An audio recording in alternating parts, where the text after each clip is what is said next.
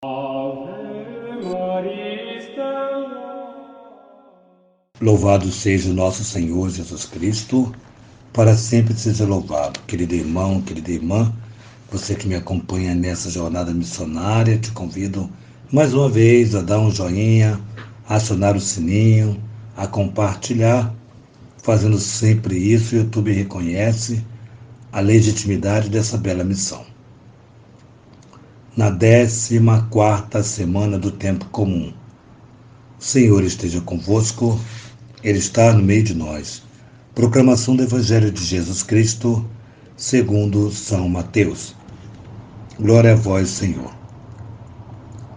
Naquele tempo, Jesus chamou os 12 discípulos e deu-lhes poder de expulsar os espíritos maus e curar todo tipo de doenças e enfermidade.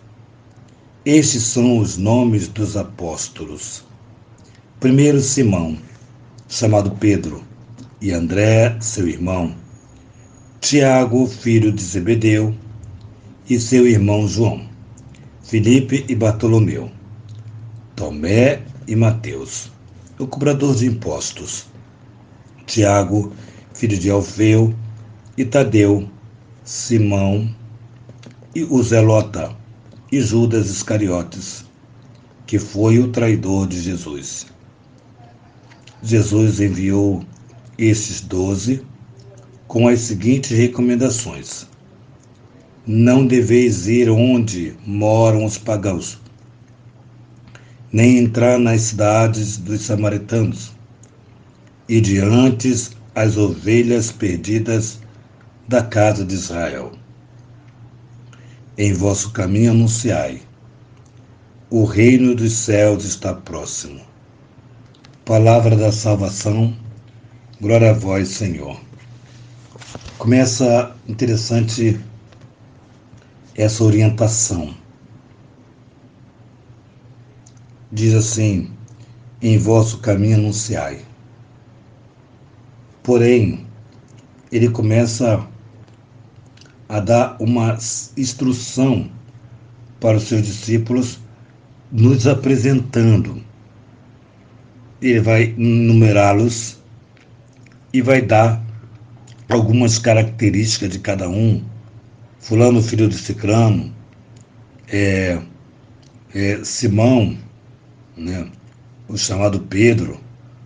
Ele vai dar algumas características que faz com que a personalidade de cada um não é mudada, porém a personalidade de cada um está a serviço do reino de Deus. Então é muito interessante essa primeira parte dessa apresentação que Jesus faz dos seus discípulos.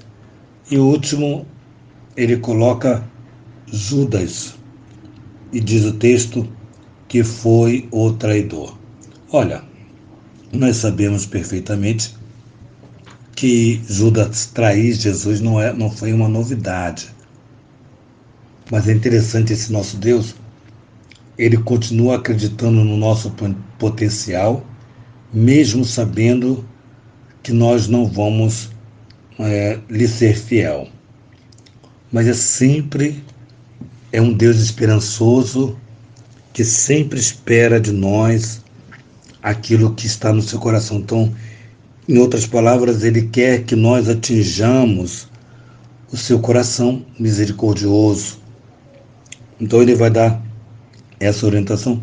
E é interessante quando fala de Judas, aquele que tornou-se o traidor.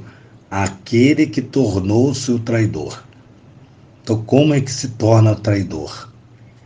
Quando o foco não é mais Jesus Cristo, quando aquilo que atrai nosso Senhor não te atrai mais.